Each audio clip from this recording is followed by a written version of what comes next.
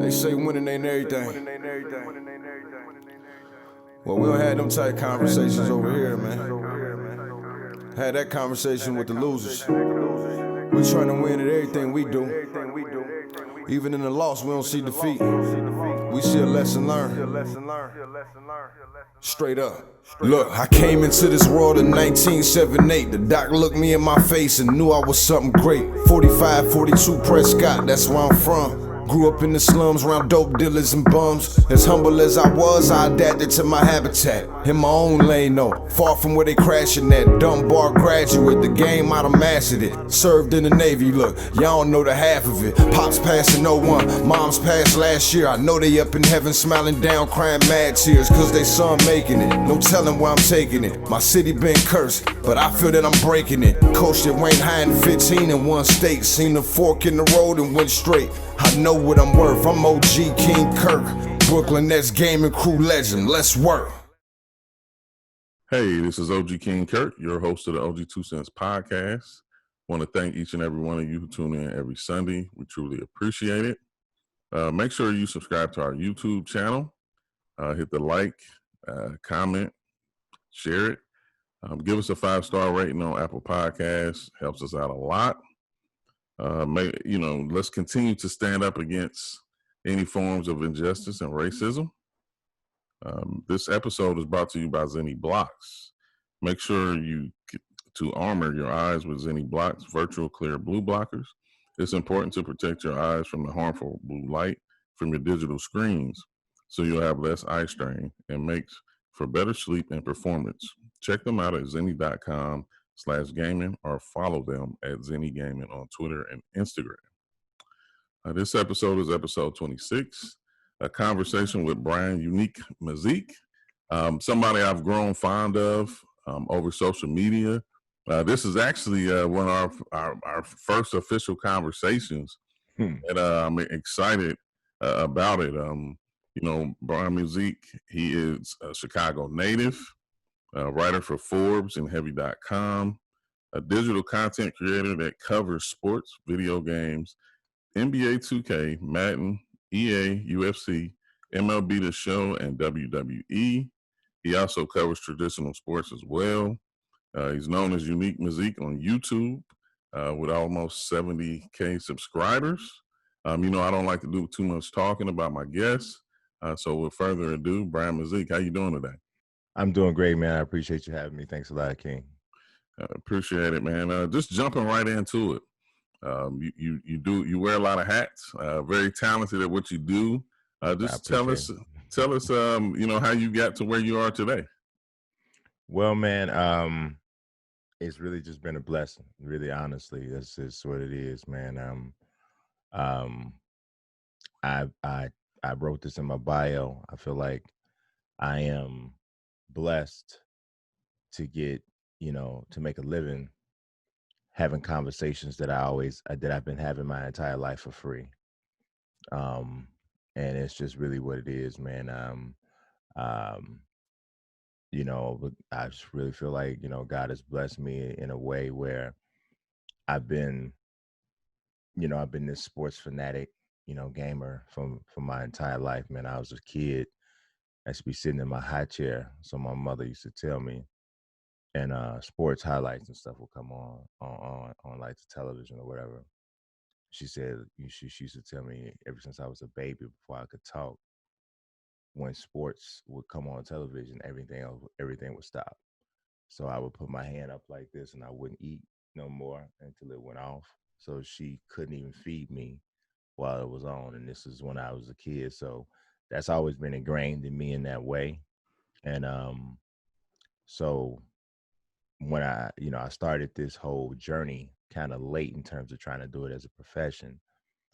And, unfortunately, my mother didn't get an opportunity to see me take it to another level. But my older siblings and stuff, as they saw me start to build on the journalism thing, they were like, this is what you should have been doing your whole life, So it's just a blessing to finally to get to that place where I'm doing something for a living that is actually rooted in my passion. No, I can definitely relate, man. And I have a special place in my heart for you for that because that's similar to my story. My mom, she was supportive. She Mhm. understood where my heart is at, and I realized we have more similarities than I thought because as I was, being passionate about what I was doing, she followed me, and then finally, when I took off, Mhm. she wasn't here physically to see that. So I definitely can feel you on that. Mhm. Obviously, you mentioned your mom, but who else have been some of the bigger influences in what you do? Um, well, people like Stephen A. Smith have been because watching Stephen A. Smith, a lot of people, he might get on their nerves or whatever or something to that effect, and they're like, "Oh man, he's this or he's being this way, he's being demonstrative." But I understand it as a journalist. I get it, and I understand where that being that polarizing presence come from, and how that's part of the brand and all that. But as an African American journalist, I know that there are very few of us.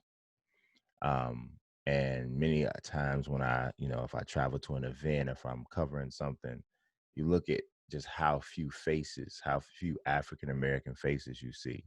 And this is African American males, let alone talk about African American female. That's like almost unheard of, right? In our industry. So he was one of the first African Americans I've ever seen. One of the first. Ralph Wiley's another. He's since passed away, but um, David Aldridge, a few people like that. But seeing Stephen A. on television as an adult, watching him, and I'm like, man, you know what? Without saying it, he's telling me that, and he's telling other people, you can make a living doing this simply by having an opinion that you're able to convey. It doesn't even necessarily matter if you're right. Your talent is in having an opinion that you can convey, because many people have opinions, have things that they want to say, but they don't have the gift of delivering it the way he does. And that is in turn where his value is. And another person's really weird, that it might be weird to some people, is Steve Noah. Steve Noah um is the founder of operationsports.com. It's a website that's dedicated entirely to sports gaming. And I remember when I found Operation Sports, that website, I looked at it and I told my brother, I said, dude, there is a website that is dedicated to nothing but people like us. I was like, I cannot believe that this actually exists. And I'm like, this is amazing. And from that point on, like, I was like, I got to know who this dude is. I got to know how he moves. I got to figure this out.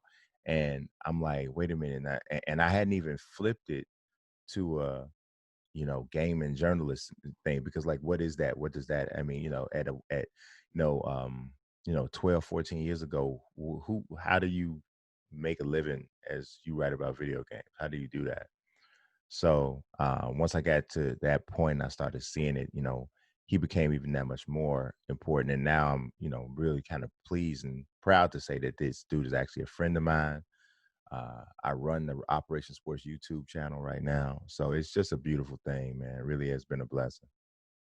Now, I like to hear that because that's pretty much how I am. Like I have a twin brother, and we share the same drive. Like I always say, if we get into something, we get into it. Like I Right. mean, and I don't know any other way. I spoke on a previous episode is that I don't like not knowing something. I don't like not knowing somebody I should know, and Right. I'm not. I'm always willing and ready to make connections, to Yes, make sir. things happen. You've written about a lot of games. I'm sure you've interviewed numerous of people. What is your favorite game that you actually write about, and who are some of the best interviews that you've had? My favorite game to write about. It's kind of tough, man, because I actually enjoy writing about just about all games. Like I enjoy writing reviews about good games. I enjoy writing reviews about bad games because one thing I try never to lose appreciation for is the fact that I have a platform for which to write about video games to the point where people care what I think about a video game. Like that's I never want to lose the appreciation and the awe and the respect for that concept. So I try never to be at a place where I'm like kind of putting uh one more important than the other. Obviously, I do a lot of writing about NBA 2K because it's such a monstrous game from a presence and a size standpoint. You know, selling over 10 million copies 3 years in a row. It's just a huge game, right? And it really functions like an MMO because there's so many people across the entire world who participate in the game, and they participate in the game in all different ways. I always tell people, man, like 2K is like 7 games in one. You know, you got people who play my team, and that's all they play. So they literally buy the game and they play my team, and for the most part, that's almost all they touch. Then you got people who are my career people, all through and through. And when I say my career, they only play in my career. They're not even going to the park. They're not going to play pro-am. They're not in the cages. They're not doing all that stuff. Then you got the people who play and grind my career only because it's a good way for them to get their guy leveled up, you know, or whatever. And then you got the my GM, my league people who, you know, that's actually the crowd that I actually fall more in line with because that's still my favorite mode. I still think that's the best mode on the game. And then you got some straight play now online people who like, I don't like to play the computer because it's too easy. I like to play people. You know, you got them. So it's all these different people that engage in this game on all these different levels. And I don't know if there's another game in the world that has that many that has that much of a segmented fan base, which is a good thing and a bad thing, I think, because you get so many people. Everybody wants something different, right? My league, my GM people think the game should be like this.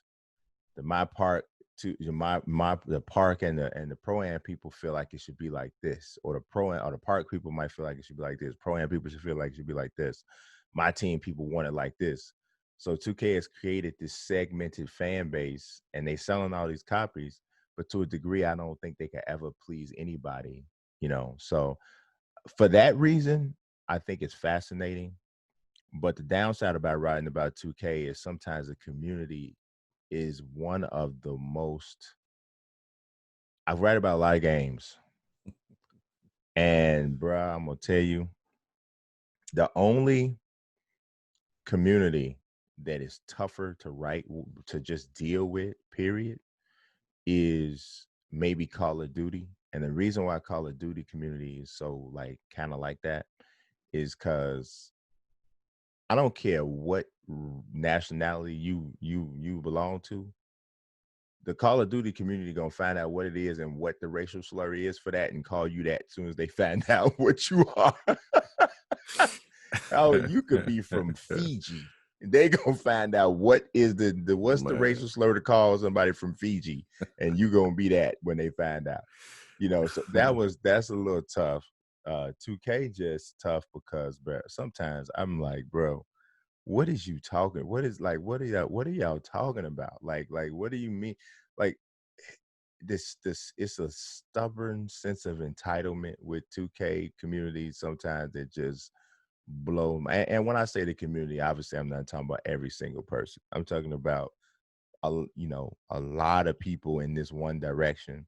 There's always positive people and there's always negative sides, but sometimes the wave of toxicity or entitlement or just lack of understanding of the big picture, anything beyond what it is you want, it sometimes just blows me. It blows my mind. So that is I would still have to say all of that because it's complicated, but 2K is probably the one that I enjoy. I really just get into the deepest. My favorite people that I talk to, man, I've talked to so many people that have been so awesome. To be honest with you though, my favorite people to deal with are professional wrestlers.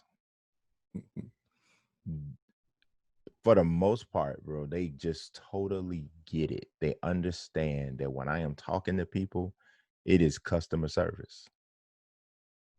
And this is about my brand. This is about this whatever organization's brand that they come from, whether it's AEW, WWE, whatever it is, Impact, whatever. They get it, man. And they have been some of the nicest people, bro. I mean, Cam Newton was really nice. Um,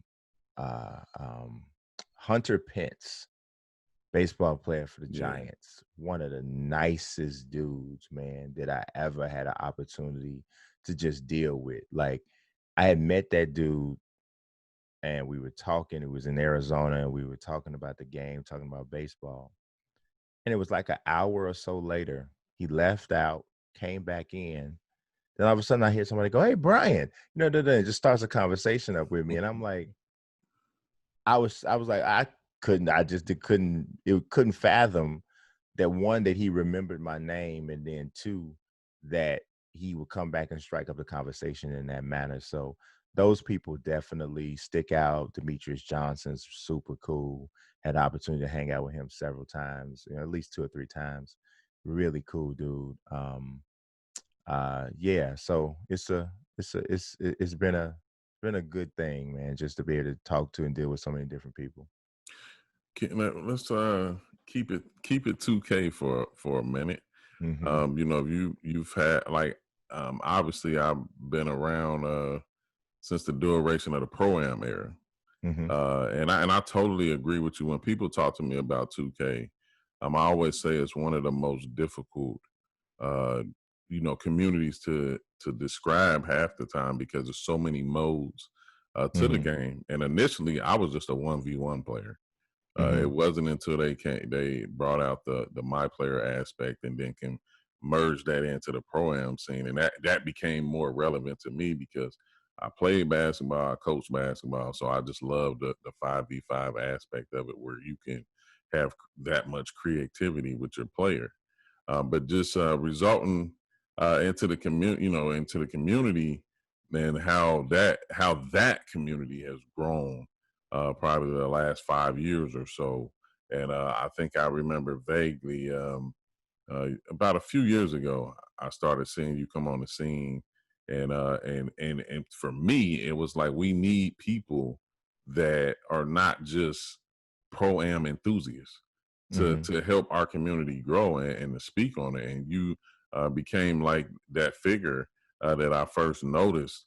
What are some of the pros and cons that you have seen within that community? Well, first of all, like, I should have mentioned, like, I literally have played 2K since day one, since October of 1999, which is when the first 2K came out, because it wasn't a launch title. We had to wait a month for it to come out on Dreamcast. Right. So the NFL 2K was a launch title, came out September 9th, 1999, day after my birthday. I got the system for my birthday from who was my girl at that time. And I was in it like crazy. I waited like crazy for that Iverson NBA 2K to come out. So I literally have played the game ever since then.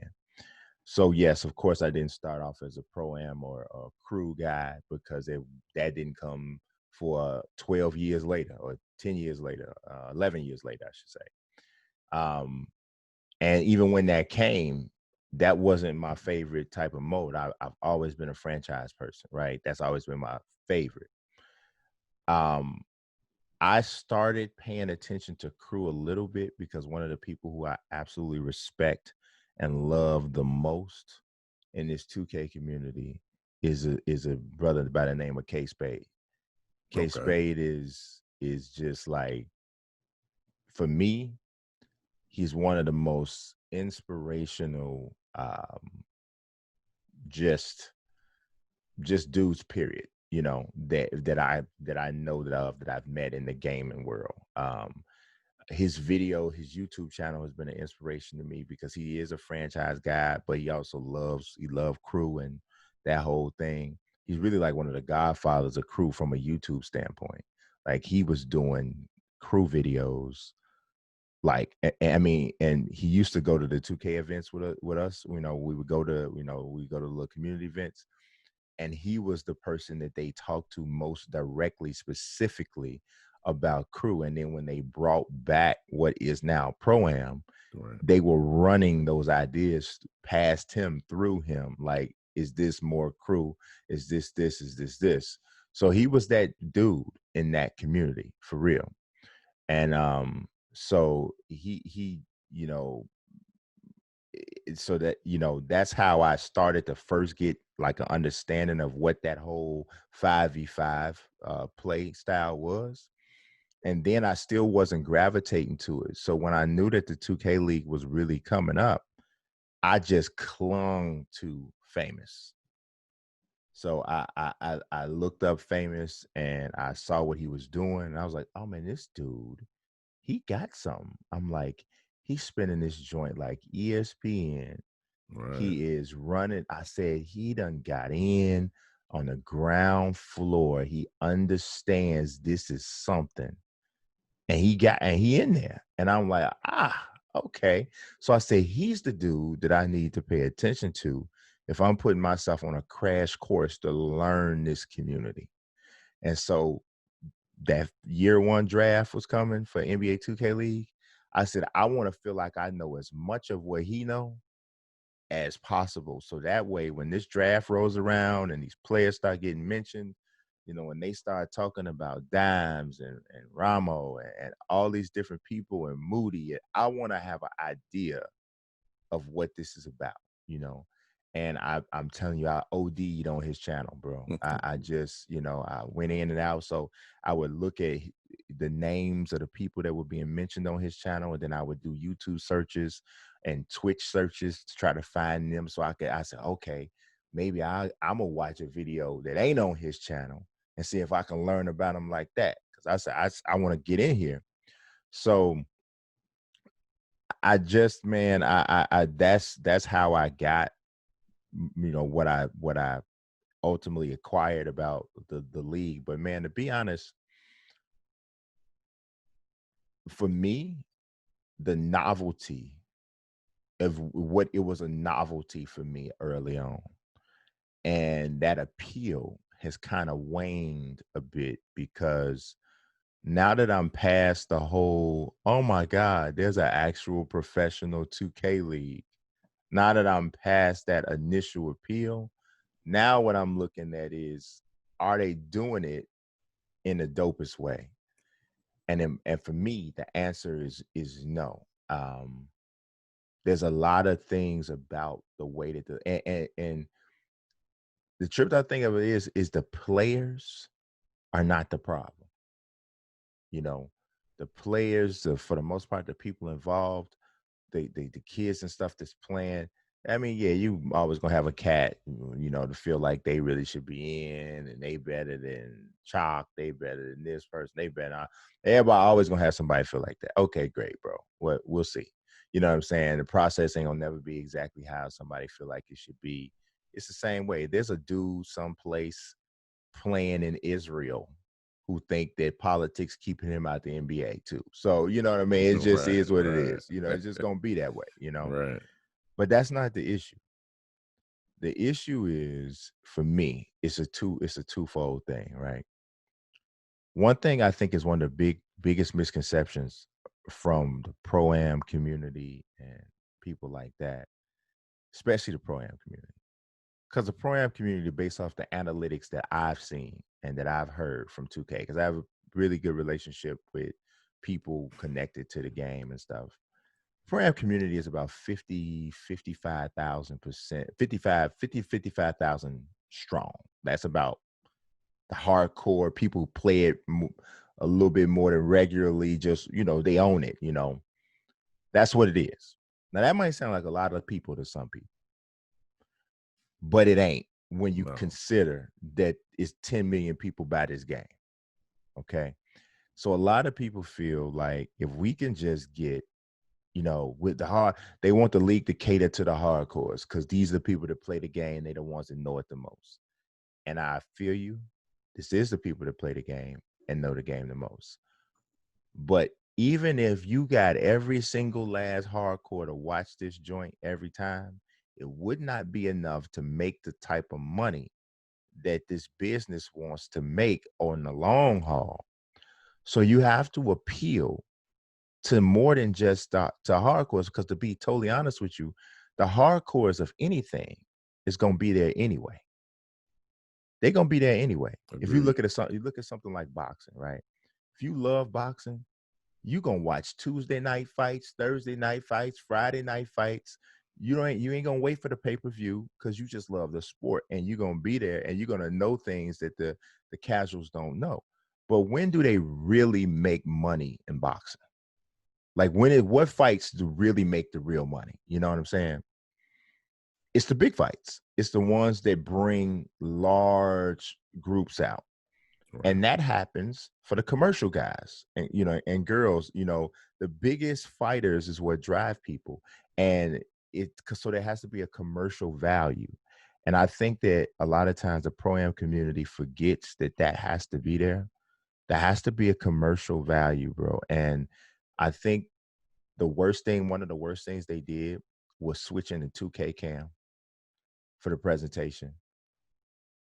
That's how it's the best way to play 2K. But if you don't play 2K all the time and you are more of a basketball fan, when you flip that joint on and they run in this way as opposed to that way, it's a disconnect in your mind, and this does not look like basketball no more to you. And I think that people don't realize that. They like, if you're a real 2K person, you know how this roll. Okay, but is that all you want to sell to? Is that all you want to sell to, the quote unquote hardcore 2K people? Nah, bro, it ain't that. And then I'm gonna be honest. Whether I'm a hardcore 2K person or not, but especially if I'm not, would I rather watch Chalk control a pretty generic looking character that don't even look like him? Or would I rather watch him control Kyrie Irving? I'd rather watch him control Kyrie Irving. I'd rather watch Chalk do all of the stuff I know he can do. Off the dribble, beating people, creating for himself, creating for his teammates. I'd rather watch him doing that, controlling Kyrie Irving. You know why? Because if I'm a basketball fan, when I turn it on and I see Kyrie Irving's avatar running, and I see Spencer Dinwiddie's avatar running, or I see Giannis and I see all these, that automatically resonates with me. And so then when I see somebody dope with this character, I'm like, whoa, Chuck is killing with Kyrie. I don't know if nobody else control Kyrie like this dude do. Like, he make it look like I'm literally watching Kyrie. And then now that creates this thing. You know what I'm saying? So I think that All-Star Team Up, that mode is actually a better framework for the league than these archetypes that have these limitations on them that are almost like basketball is not this much of a chess piece kind of a thing. And that's right now, the build and the way that this whole Pro-Am thing looks right now is literally like 2K chess. You go stand in a corner, you my rook. All you can do is move all the way back and forth, slide this way or slide this way. Okay. Right. And then my center is my king. He can go anywhere you want to go on the floor, but he can only move one step at a time. But the point guards is the queens, because they can go wherever they want to go. They can go this way, as many paces, as many spots as they want to play. And that just is boring So now this is more to the hardcore 2K person, because the regular basketball fan ain't even gonna look at this like this. They not even gonna understand. They don't know the nuances. It'll take them 5 to 7 games before they realize, you know what, I realize those guys on every team, 2 guys just go stand in a corner on every pretty much, and the only guy that gets to do anything is the point guard. You know, it's gonna take a little while before you even recognize that if you're not a 2K person. But a 2K person comes in and goes, dang, don't nobody get to score with the point guard. And if somebody else do score, it's just because you stand in the corner, somebody left their assignment, it's a 3, or you got to pick and roll, or, you know, something like that. It's not a lot of varied gameplay. So for me, it's those 3 things that create the disconnect. The fact that it's not an immediately recognizable, attractive concept for the casual fan, because it's just nothing I can identify with. The reason, the fact that the guys aren't getting scanned, the guys and girls are not getting scanned to have their actual faces on the model, that creates a disconnect. Then they're not even controlling NBA players. That's a disconnect. And then the style of which the way the build is now, to me, disconnects you from the actual 2K community. So it's just all these disconnects all over the place. You got a bunch of unplugged in lamps. You know what I'm saying? So, you know, that's just how I see it. Oh no, I mean those some great takes, and believe it or not, I mean I've said a lot of those things to myself, you know, and more than others. I'm one of those who try to understand the process and try, you know, because it's funny because now more than ever, I mean, because obviously I grew up in the 80s, 90s, and you could be blunt and it not taken out of context. You can be objective, and that was normal conversation. Now, you know, if you say anything against the grain, you're a hater. You know, you're negative, you're toxic, and all this. You know, we can't even get to the conversation without people already prejudging based off the comment that you've made. But definitely, I think you hit on some solid points that should go through the you know, the right ears, so to speak. You know, kind of segueing into season 3 of the NBA 2K League. You know, we in remote play. A lot of different moving parts all over the place. You know, what's your thoughts on it? And, you know, have you taken in some games here and there? Yeah, I have. I'm gonna tell you, I really, and I'm not saying it's just because, you know, Yo Squad and stuff like that, but one of the biggest, to me, stories of this whole season, and I know the Raptors is ripping everybody to shreds and all that, I know, Right. but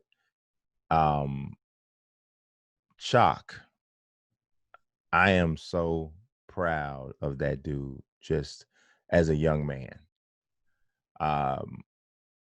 And things, you know, didn't start off good with him in regards to this whole association with this league. They didn't start off good with me and him personally. Like, we had a not very good situation. But I never, like, I knew he was a smart kid. I knew he was. The first time I had a conversation with him, I was like, this is a smart dude.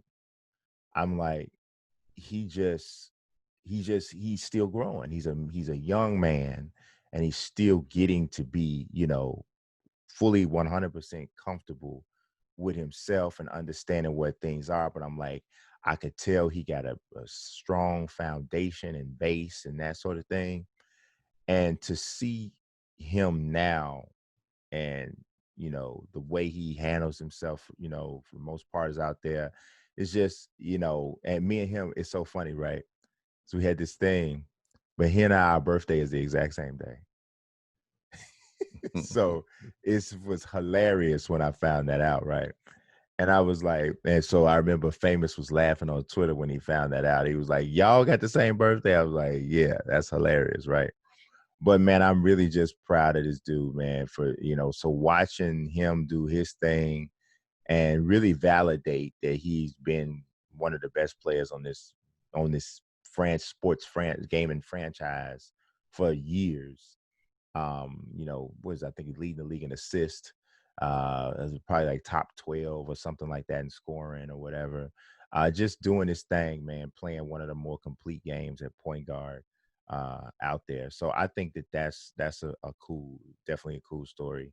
I think the Raptors uprising, obviously killing it, is a cool story. Kenny is just such a cool dude. Like, Definitely.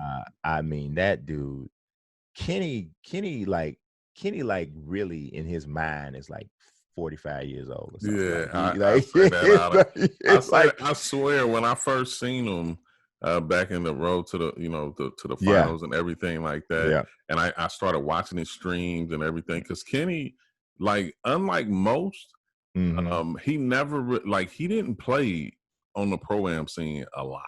Like, Mm-hmm. I mean, he had his moments, but he wasn't a diehard playing every night. He played with his guys. He's more of brother oriented. He Yeah. play, and then he'll play park. He'll play everything, Right. and he has the same tone no Yes. matter what he's doing. Watch him lose, and he has Yeah. the same temperament when he lose as when he wins. So I was like, man, I instantly. I've only talked to him a few times, but I instantly like gravitated to him, and because he like you say, he's an old soul, man, and maybe it's that the Memphis, Tennessee roots, man, that Yeah. down south, but he's definitely me, it's competition. We all Mm-hmm. want to win, but at the end of the day, it's still friendships and a lot of things, positive things that are created. And Mm-hmm. he's someone who didn't achieve that much success his first 2 seasons, and Right. and he never dwindled. He never let it bother him. And I mean, I'm happy for him. And everything like that. It's nothing like personal to the point where I never want to see people, fail. But I mean, that's Right. part of the process for everybody. And Yes. just to see him doing what he loves to do, and doing it with some of the guys that he's been doing it with, I mean, it's been great. And then speaking on Chalk, I mean, I'm his coach and his manager and everything like that, but people don't get to see the growth that I get to see.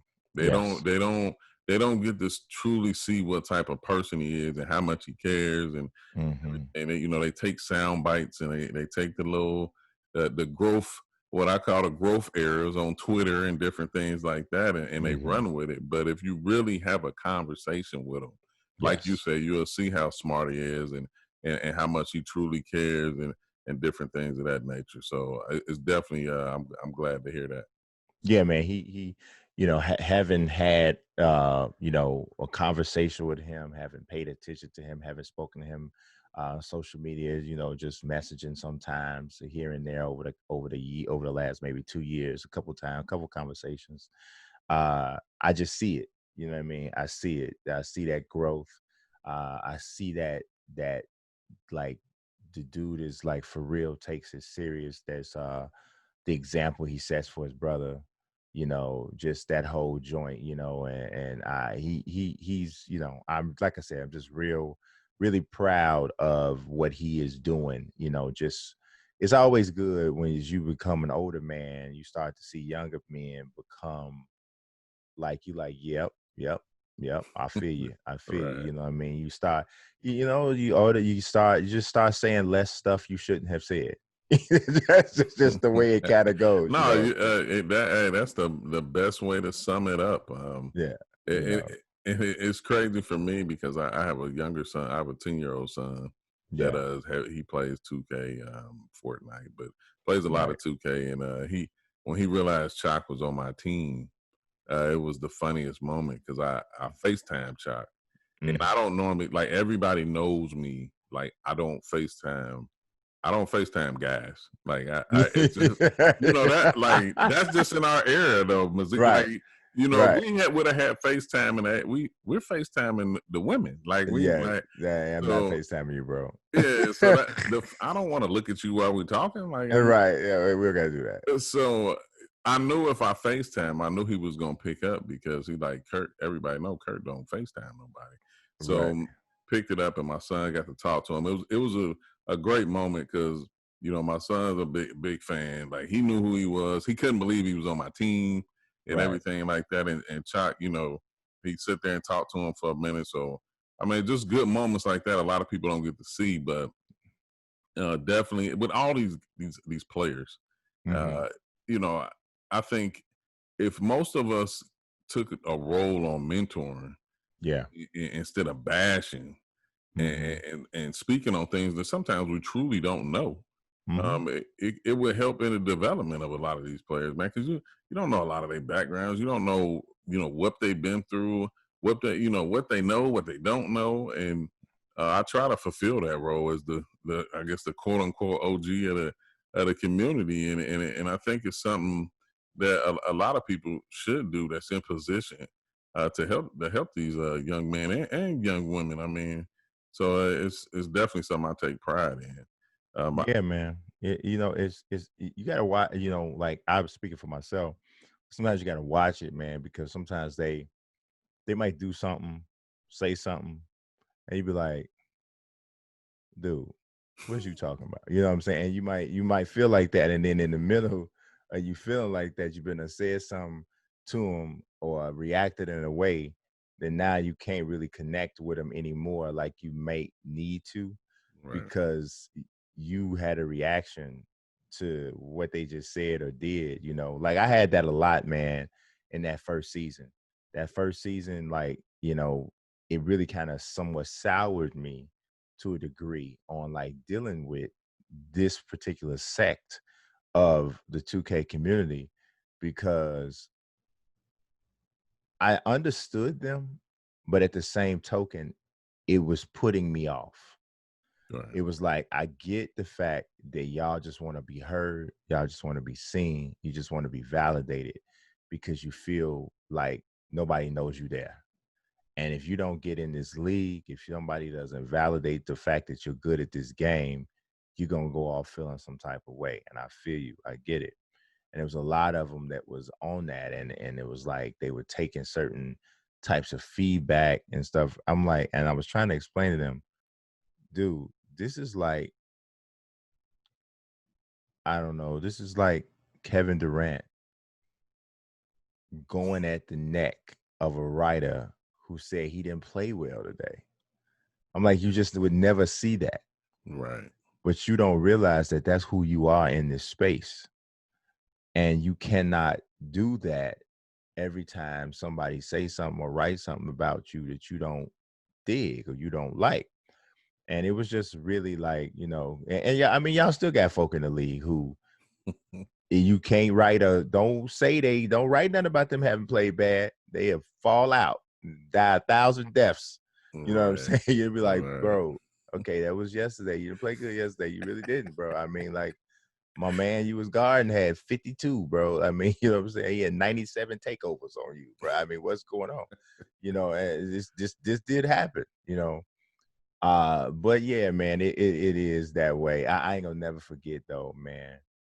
I'm gonna tell you one of the single best, absolute best sound bites in the history of the 2K League is my man Yusef talking about Walnut. Right. That is, boy, I thought I was gonna pass out. I played that joint so many times in a row. You Walnut. I was like, oh, no, he didn't do it. I said, no, he didn't do that. That's what he did. Oh my God, it was so hilarious. It definitely was. And it's one of the best ever. It caught everybody. I'm sure it caught everybody off guard. Oh my God. I have never been more happy to be off guard. Those are the type moments that we need. And I think really, I think players are so caught up in the competition aspect of it, they forget the entertainment. They forget the creativity and branding and different things like that. Like losses cannot linger on social media for 2 and 3 days or to the next game. Like you have to have the mental capacity to move on. Right. And move to the next thing. And like that's so a lot of things I'm gonna talk about you know, here upcoming soon is like, because you have to realize, like for me, we may play a game and lose, you know, and then the next morning I have like 3 meetings before noon. Right. I can't sit there and be like stuck on the loss. I still Right. got to get up, refocus, and do my job. And Yeah. sometimes that's even as a player. You lose games, play bad.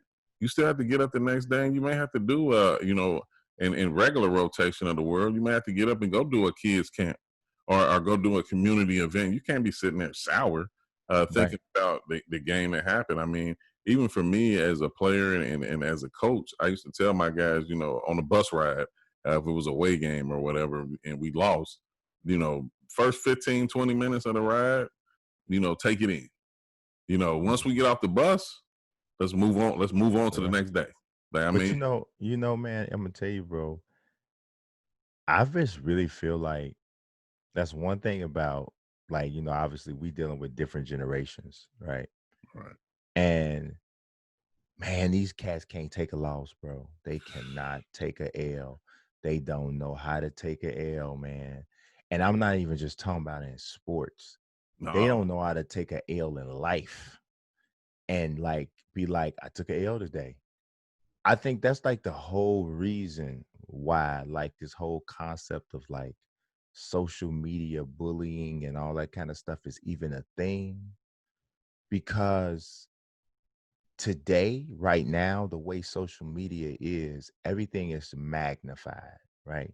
exactly. So if you took a L today, you took a L in a way where everybody who follows you knows you took a L.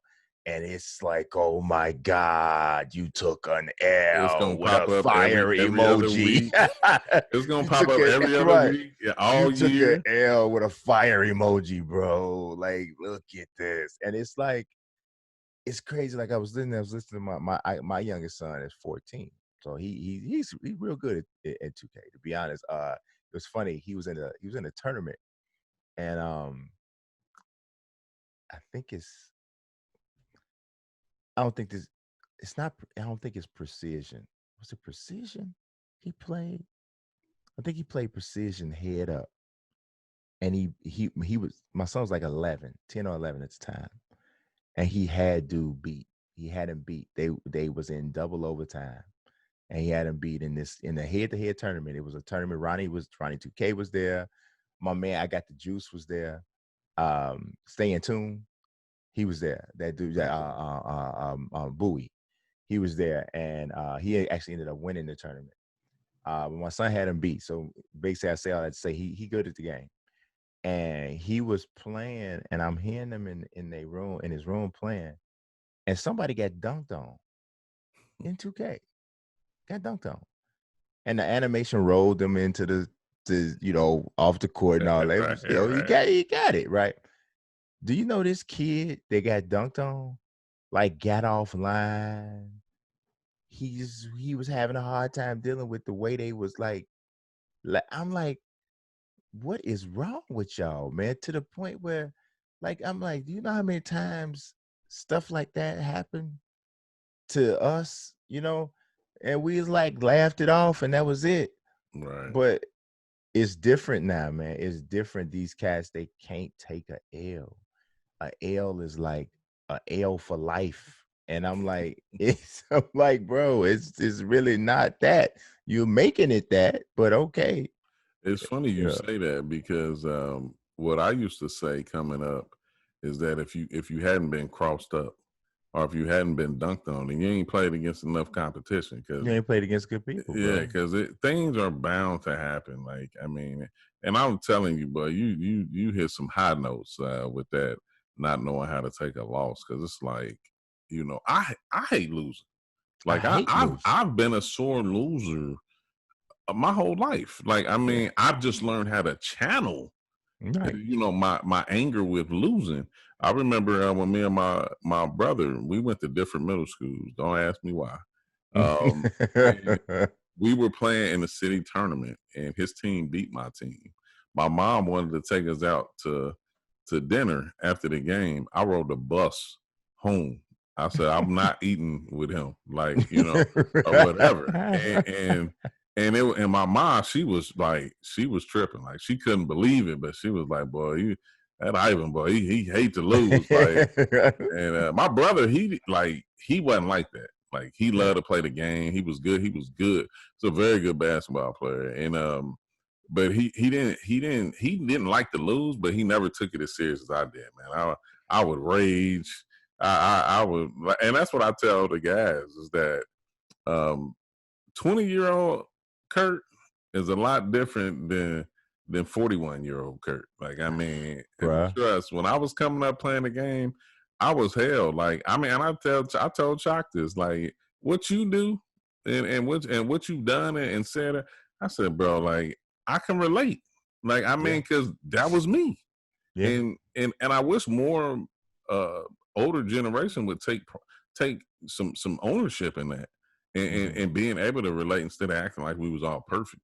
Like, that kills me when to see older people talking about younger people like you were perfect. Yeah.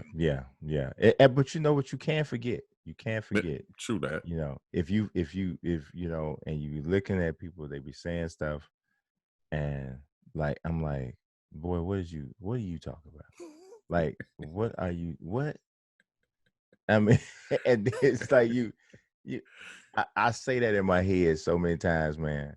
I hear him say stuff, and I know they be like, oh, he an old head, and I listen, and I be like, what are you? And so I be looking at I look at their social media sometimes. I be like, what is you doing, boy? Put your phone. Somebody come get your boy phone. Somebody come get this boy phone. You know, I feel that way a lot, man. And I be like, I don't know what's going on, but I'm like, you know what? He, you know, maybe he don't understand. He shouldn't be saying this right now. But you know, one thing I will say, and this is something that popped in my head, is the 2K League has been so gracious overall to people. You got to like take this into real consideration and kind of take a step back and look and see. You got a kid in the league who is thriving and was able to tell his story in the whole nine, who literally came at the league on some conspiracy stuff for the whole first season. He literally built his brand off of it. And he's in the league thriving.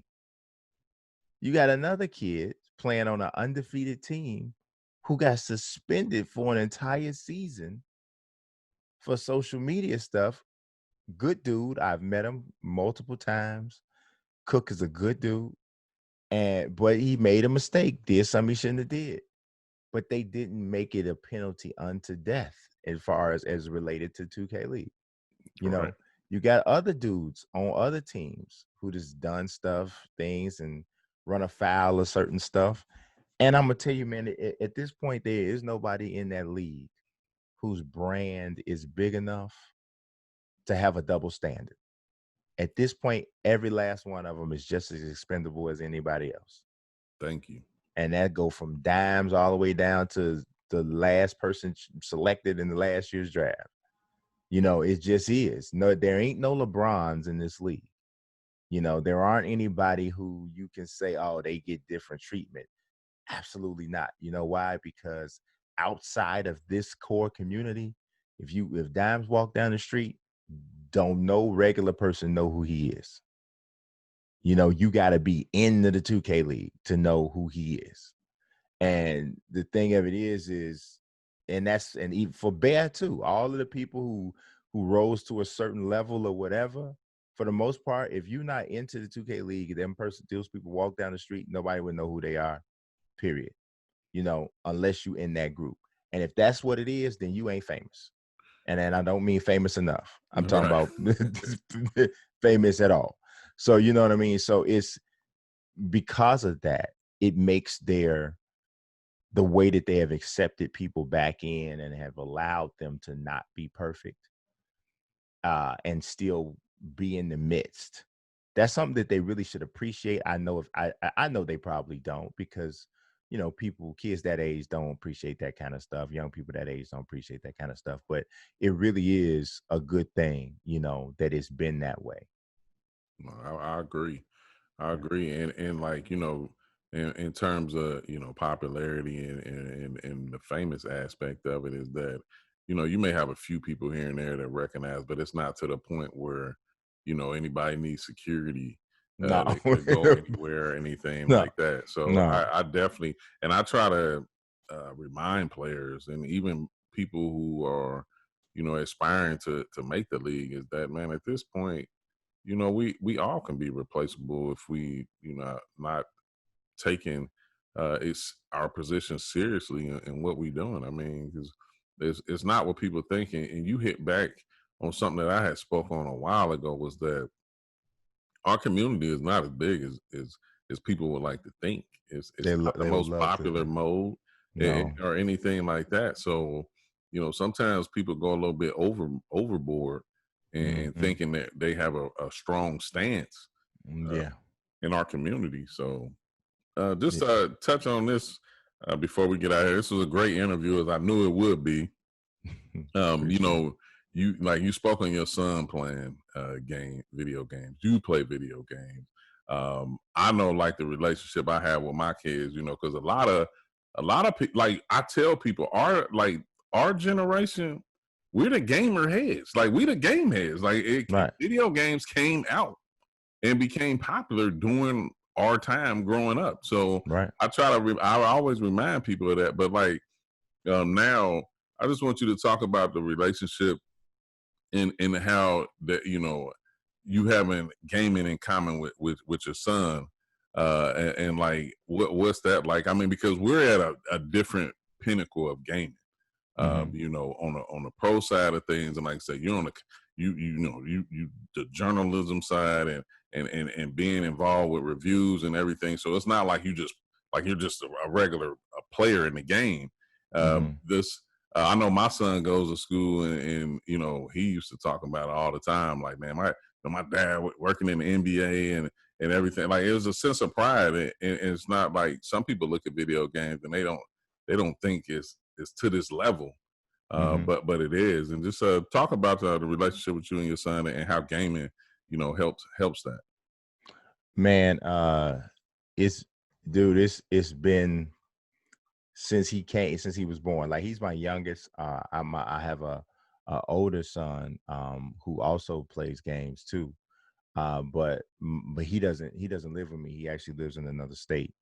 Um, but and he grown now. So, but you know, my youngest son is 14, and like, it's been since he was born, man. Like, literally, there's pictures of me with him in my lap holding a Dreamcast controller or holding a 360 controller, you know.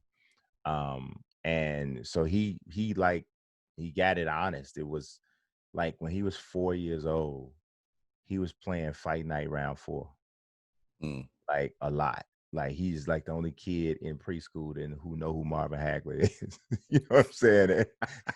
And they like, what do you know about Marvin Hagler? He like, he one of the greatest middleweight champions ever. You know, and this is where it came from. And so now he, you know, I listen to him, man, and he's talking, you know, to his buddies, and he's the only one that knows, like, a sport to the level that he knows it. And he got that from our relationships, our conversations. And a lot of those relationships and conversations was built on the game, because we played sports video games pretty much primarily. And dude, when I have ideas about you know, about an article or something, I run them by him. And we be talking, like, I'll go to his room and I'm like, hey, check it out. Look, this is dope. Check this out. And I'll give him my idea. You know, like, like right now, my current crusade is trying to make franchise modes relevant again, right? And I kind of have an idea of how I want to do that. And I talked to him about it, because he ain't really a franchise mode player. Like, he play my team, he play pro-am, he play a little bit of park. That's what he do. You know, only reason he'll touch my league is because he got one friend who does, and he know that's my thing. Right. You know, so so he gets it, but it still ain't his number one choice. So I run that stuff by him. It's just you know, to be able to talk to him about that kind of stuff and have us both share it as this big passion, it's, I can't even put a value on it. I was able to take him with me to this last 2K event last year. He's down at that time, he's only 13-year-old in the room. He got a chance to play, to be on the 2K challenge on 2K TV. So he's sitting there with LD2K and them, and he's, you know, so he's on a featured pretty prominently on one episode of 2K TV, which was really dope and awesome for him to do that. You know, he got to meet like YouTubers that he loved. He loved Flight. He loved him some Flight. So he got a chance to see Flight. He got a chance to see, you know, other YouTubers that he digged, the Two Hype crew. He liked Cash, you know, all of those people he got to meet. And that was like, you know, it's a beautiful, it was just dope, man. Just really dope. So it's, I can't even quantify how awesome sharing this whole thing is with him. Gotcha. I can relate. Like my daughter, she plays. She's grown, but she's gotten into playing video games. She's always been a homebody. She graduated from college, got her job working in the educational system back home, and she'd go to work. She get off work, she come home, she'll play the game. Yeah. Right. And I mean, I'm talking about I never thought that I would see her in the gaming like that, but I know I had some influence with that. I wasn't using my PlayStation, so I gave it to her. You know, obviously I have some access to, you know, accessories and different things like that. Sent them to her. And she's been locked in ever since. And right. And it's funny because she's not a late, like she don't stay up late, but if she is up late, she's playing the game. Yeah. Nah, man, I want to thank you, man, for coming on this show. I think a lot of knowledge was dropped here, man, and you know, I just enjoy what you do. The vibe is definitely great. I know I'll be reaching out to you sooner than later. You know, again, a lot of synergy in here. You know, before we get out of here, let people know how they can follow you on social media and YouTube. For sure. I am on YouTube. I'm at Unique Mazique. Social media, same thing, at Unique Mazique on Twitter and on Instagram. I need to get a little bit better adding stuff to Instagram. I don't add much. But yep, that's where you can find me. Okay, and I just want to thank everybody who tuned into this episode. Remember to follow the OG2CENTS podcast on Anchor, Spotify, Apple Podcast, and YouTube. Follow me on social media at OG King CURT. That's Facebook, Twitter, and Instagram. Go to www.ogkingcurt.com for everything OG King CURT and the podcast. Shout out to my team, David, the 2K Zone, Strider Visuals, Box Graphics, and Cy Evermore. Remember to tune in to the 2K Zone shows. 2K Zone Roundtable, that's every Sunday at 7:30 p.m.